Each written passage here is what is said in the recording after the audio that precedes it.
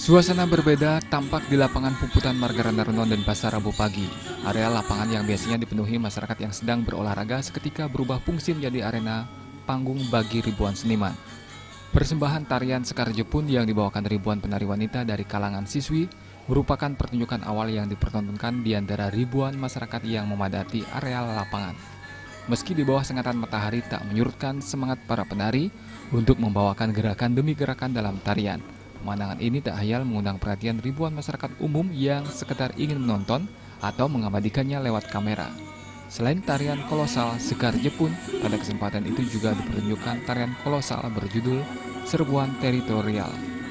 Drama tari ini menceritakan kegigihan perjuangan Gajah Mada untuk mempersatukan kepulauan Nusantara dari Sabang sampai Merauke yang memiliki keanekaragaman adat dan budaya.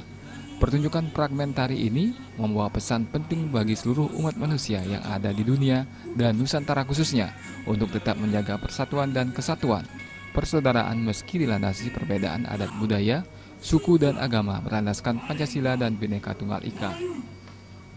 Hal tersebut menggambarkan betapa indahnya keberagaman adat dan budaya yang dimiliki bangsa Indonesia yang belum tentu dimiliki negara lainnya.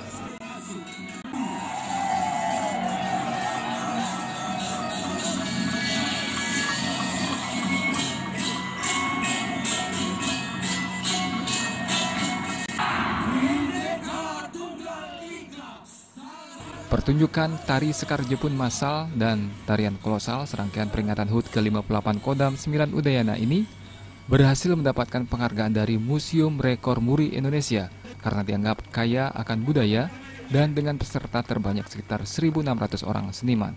Ari Wiratmaja dan Ngurah Wiro, Bali TV.